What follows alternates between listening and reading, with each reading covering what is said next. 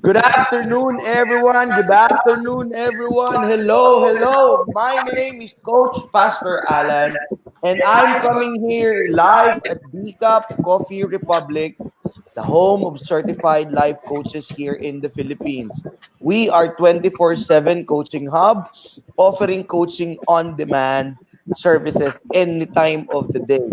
Presently, because of the community quarantine, our operation is primarily via online, and you can reach us through this number 0917-586-1661. And for my co-host for this afternoon, Ayun po, good afternoon po sa inyong lahat. I'm Coach Vilna. So I'm co-hosting this part 4. So part 4 na po nito ng Coach Connect Who of the Hour. So this is Videoton as a community service sa kapwa nating change agents sa tribes. Of course, before serving others, it's really timely na give service to our, yun, sa loob, yung member ng tribe natin. So currently, DCAP operation is limited because of the current situation.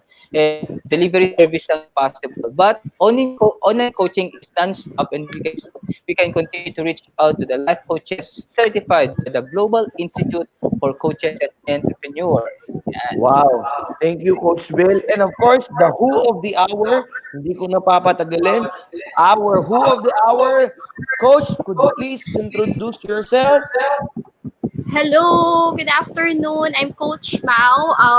I'm a certified life coach, an HR professional, and right now I am doing freelancing, helping out startups in their HR and admin functions. Ayan.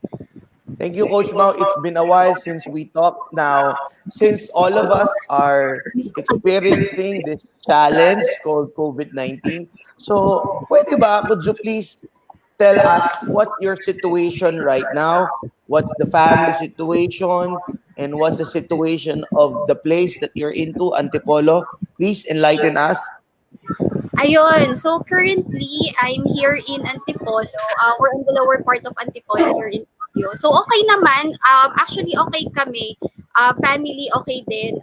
Compared to other places, ganun pa din, may community quarantine, so wala nang bumabiyaheng mga public transport, kahit tricycle pataas, wala na rin. Pero food supply and okay naman kasi open naman yung market. So family, actually we're okay.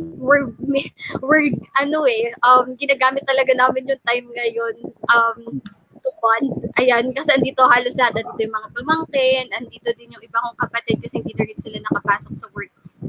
Tapos, so ngayon yun yung namin, okay naman. Wala namang any problem and na-maximize naman yung time. Really, kasi mas ngayon halos kahit yung mga bata, hindi rin sila nakakalabas. So, pati yung pag-bond dito sa loob, mas okay siya. Thank you, Coach. Coach Bill, would you like to ask Coach Mao a question? Yeah, actually narinig ko Coach Mao na right now, of course, parang ang nag-gets ko is like you have a like much longer time with your relatives, family, and so si Coach Mao lang, the solo Coach Mao. So ano yung bago na ginagawa mo right now? Like how do you like maximize yung oras ngayon with this situation that we have? So anong bagong ginagawa ni Coach Mao? Ayun. So, ako personally, kasi ngayon, since hindi nakakalabas ang lahat ng mga communication online. So, pati victory group online. Ayan. And amazingly, actually, yun yung good thing about what's happening right now, that we can maximize kung ano yung meron ngayon. Meetings na gagawa online, yung yun, victory group mas nagagawa ngayon. Tapos alam mo, parang you get excited to see and to pray for each other. Even sa family, ganun yung ganun yung ginagawa namin. We pray together. Tapos yung bonding din ng mga bata, so nakakapaglaro kami. Except doon, syempre, mga the usual, sa'yo may mga new skills kang matututunan, magluto, maglinis sa bahay, mga ganyan and all. Pero tapos yun, I get to get in touch with other people as well. With my friends, I get to check on them as well, meeting virtually, so may mga trainings pa din na na-attendan ngayon. And yun yung inaano ko ngayon na at least by this time, ma-maximize yung time to have parang personal, yung mga trainings na yung na pwede pa ding gawin online. Mhm. So, at least in our case, may upskill na pwedeng i-check and then Yeah, we get to upskill, practice upskill. din talaga sa iba. Actually, sobrang malaking tulong. When this started kasi, yung una ko talagang naisip, okay, so para how can I make this productive for the remaining days? Yeah. And then, yung doon, tapos yung, di ba yung talk ni Master Coach A, yung sa ROI, which is Yeah. sobrang ang ganda talaga. At saka Ano yun, yung yung sa return of mental insight, resilience. tama ba? Yun yung Sobrang ang ganda nun kasi best. iba-iba ngayon, especially actually this past days, yun tayo, yung isang Yeah. na even with the small things kasi that we're very unique kasi lahat naman tayo may unique gift sets, and we can reach out people with what we Mhm. have right now. So Yeah. at least siguro with yun yung realization ko, isa sa mga realizations ko on my end. And if what I can do is to encourage other people, then I will do that. And Wow. nakakatuwa kasi I just posted something for a group, and then the response really nakaka-touch kasi nag-respond sila. I mean, na-encourage sila with what I have posted. So, even in that way, kasi that's the only thing that I can do right now since my resources are limited, and then my din naman, yung Yung paggalaw movement din mo, natin. limited din. Yes, very limited din Yeah. talaga. But we can do so much things with what we have right now. Mhm. Oh, Yeah. that's powerful. Ako naman, Coach Mau, you know what? In every situation that's happening right now, uh, as a life coach, how are you responding in this situation? Could you please share us the discipline or the insight that you are doing in responding as a life coach? Before you answer that, I would like to read some of the comments Miss you, Coach. from Denise, Coach Denise Gutierrez Balang. He said, "Nice to see you again, Coach Yeah. Mao." And your coach things. And then, of course, from Coach Candy Kang, she said, "Hi, Coach Mao." And then sabi niya, "I miss you." And then Yeah, si this Mike is my Celis, service. si Master Coach Mike Celis, Uy, class D. Hello. class D coach. Class Oh, yeah. coach. All right, Coach. Could you please answer that? Ayun, as a life coach, coach talaga, Coach Paz. Actually, ngayon yung time that we can really rise up. Yun nga, personally, that's what I did. It's actually for the HR people because right now, medyo madami talagang ginagawa yung mga HR people um, na related sa because of what's happening. So that's the need that I saw in one of the groups where I am in.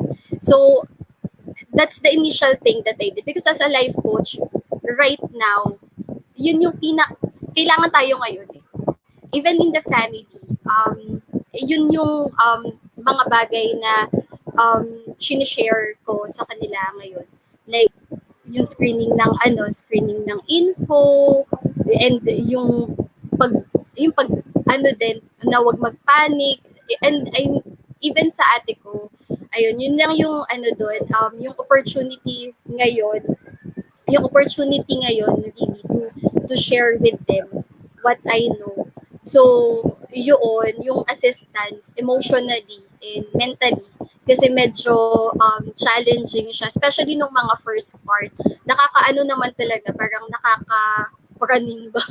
Na pag Mhm. sinipong ka lang, parang, oy, ganyan and all. Pero, because of, yung mga shinare, yung Mm-mm. I think ako din, di ba, in-upload sa upskill, yung sa mental resiliency.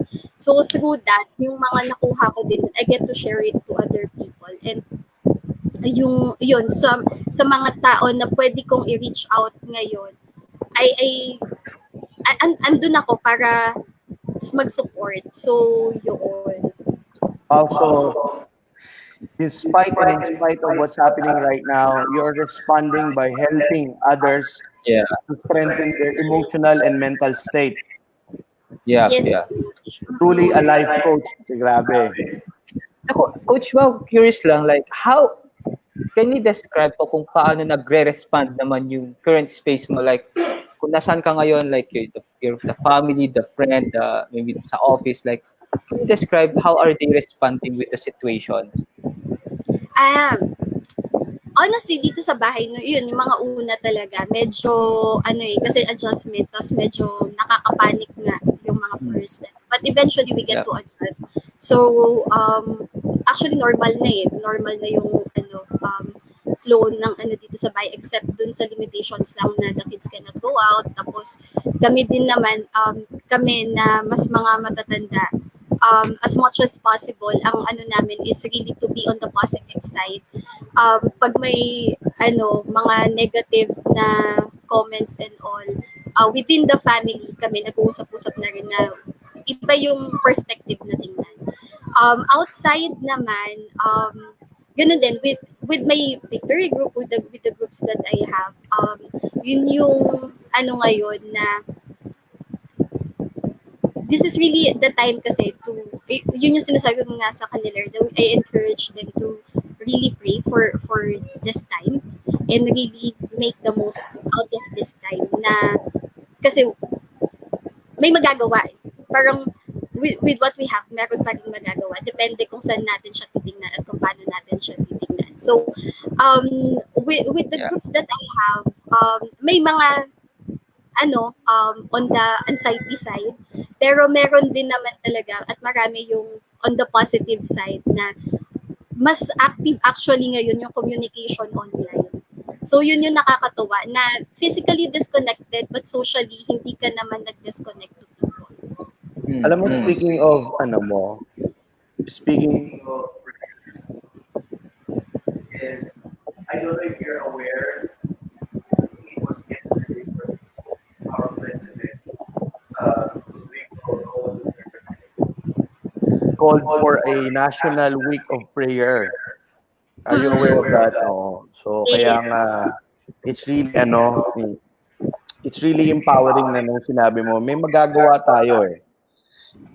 It doesn't mean that we are limited with our mobility and with with our transportation. Hindi pwedeng wala tayong gagawin. I think that's the beauty and heart of being a life coach. Hindi pwedeng wala tayong gagawin. Amen, Coach Bill. Yes po, amen. Ayan, Ayan. ayan. Master Coach Mike, gusto ko yung Hindi ko windy kinaya. effect kay Coach Mike. Lakas Nahiya makasang ako, po Coach commercial. Ayan. Nahiya ako, Coach Mike. Tinabi ko na yung buhok ko. Electric.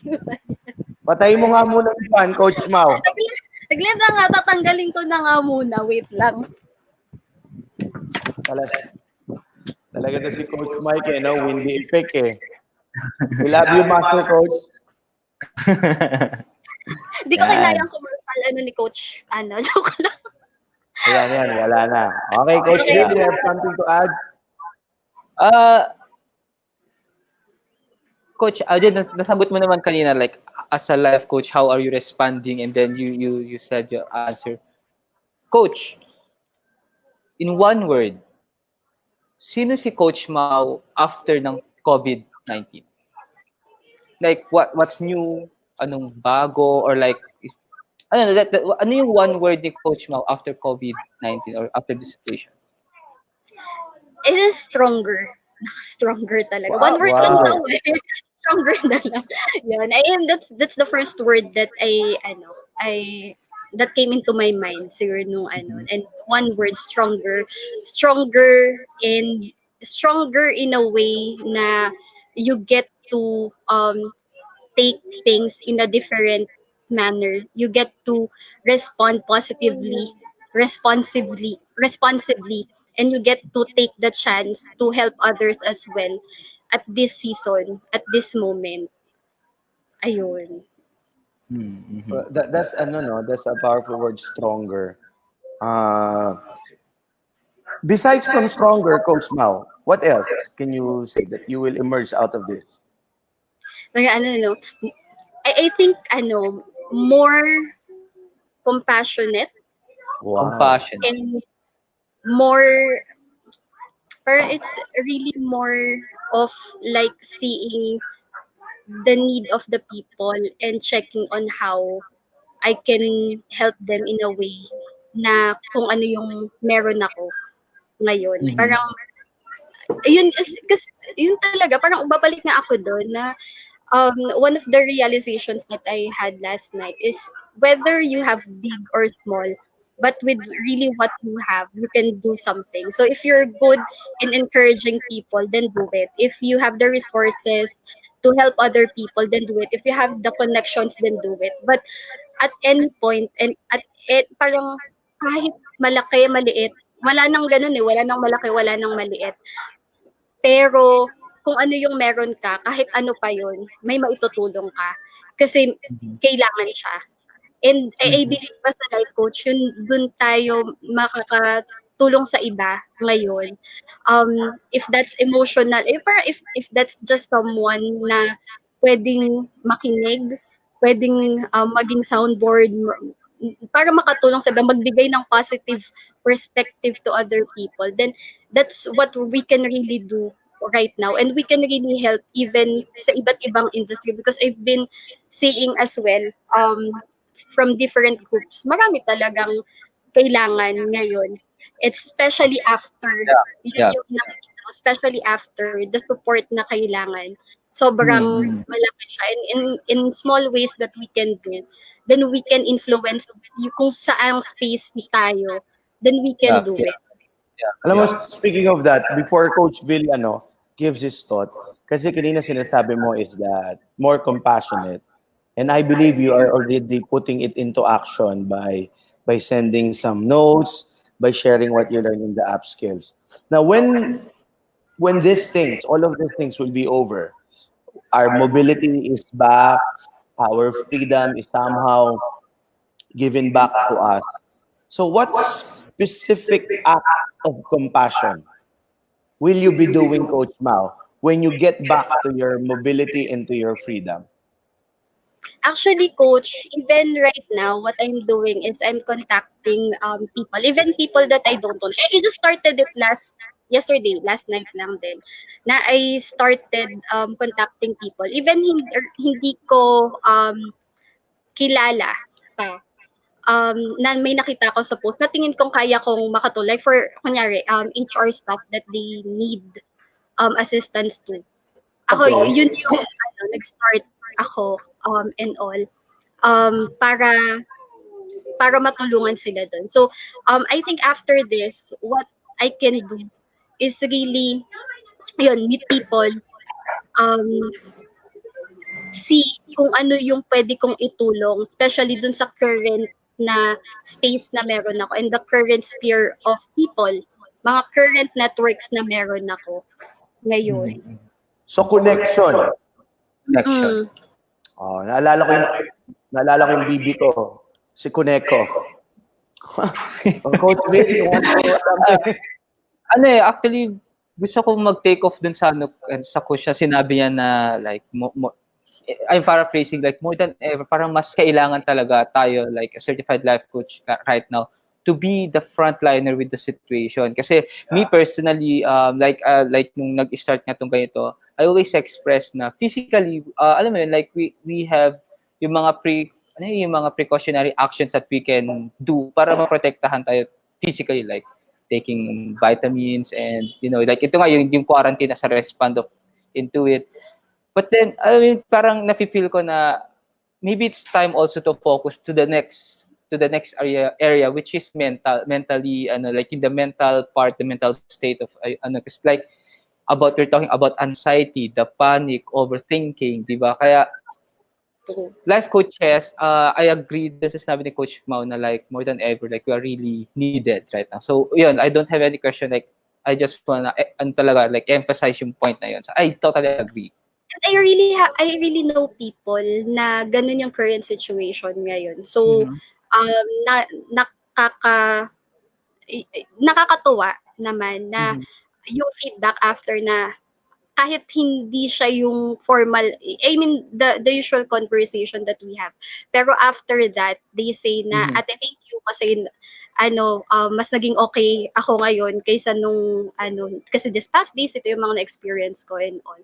And Mhm. they're really worried because they Mhm. have relatives sa frontline, um, Yeah. worried kasi yung family nila, yung age ng parents, ganyan and all. Pero we get to talk and connect dun sa Yeah, yeah. situation. Yeah, yeah. Kaya nasabi niyo nga coach mo na the connection, 'di ba? Kaya Speaking Coach of Paz. connection, Coach Mao, is there any renewed connection that took place or that taking place in this quarantine season of your life? Because we have a lot of time. Is there a renewed connection or a reconnection that's happening in your space right now? Yes. Yes. Oo, at saka ang maganda talaga ngayon kasi coach, kasi 'di ba parang siguro pawis na pawis na ako 'di ba? Hindi, joke lang. Hindi, init, ah. Hindi, joke lang. Ang maganda kasi ngayon is, ako personally, I have the time to pause and to think about and to reflect. So I get to reflect on actually maraming mga bagay. No? So, yon. Kaya may mga, ako personally, yun yung ano ko, may mga reconnections talaga kasi mas naiintindihan ko din yung okay, ito pala yung mga nagre-responses ko in the past, so kailangan ko pala yun yung mga ano na kaya siya nagiging nare-reconnect ulit, ayan. And you're happy about those reconnection. Oo naman coach, oo syempre, Wow. syempre, oo. Okay, siyempre. Mhm. Okay, Coach, one word that would describe Coach Mao after this pandemic.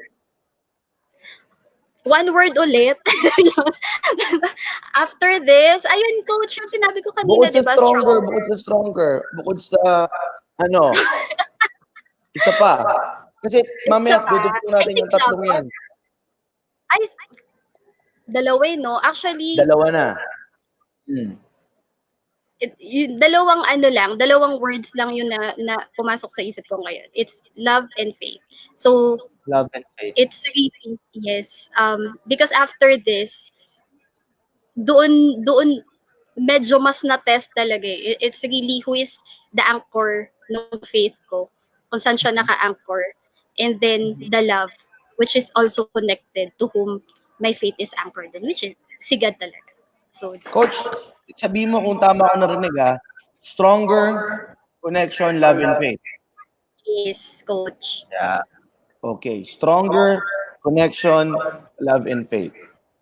Now, do you believe there are some people in our audiences right now, and there are some people who would be hearing this on replay, needs the story of stronger connection, love, and faith? Do you believe that there's someone like you who needs Yes. that?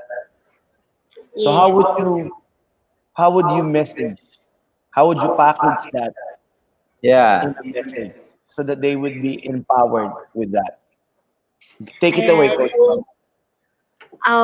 So, for that one, for that one na makakarinig ng I really pray and I really hope that you will watch the replay, or if you get to bump on this replay, I hope that this message will resound to you, that um make this moment, like, take the most out of this moment to Mhm. reconnect with yourself, with the people whom you are running from, um with the people around you, and really take the time to reconnect as well to the one who created you, because apart from God, like, everything will be meaningless, and apart from knowing the one who created you, after this pandemic, everything will just go back to its to its original parang situation if you will not respond. Yeah. So I hope and I pray that your heart will be stretched as well at this season, that you will be a channel of love, that you will be a channel of that compassion to other people, and maintain to be the light wherever you are. Wow. Wow. Thank you, Coach Mau. Coach Bill, could you please say your last piece before we close? Last piece, or I mean, like, ituro na natin yung ano, coach, I think napanood mo na to, coach mo, yung Love Bomb Boom. Basta meron ganun. Sige, sige. Yung kwento kasi nito, no, like, di ba right now, gamitin natin yung term na natutunan ko kahapon.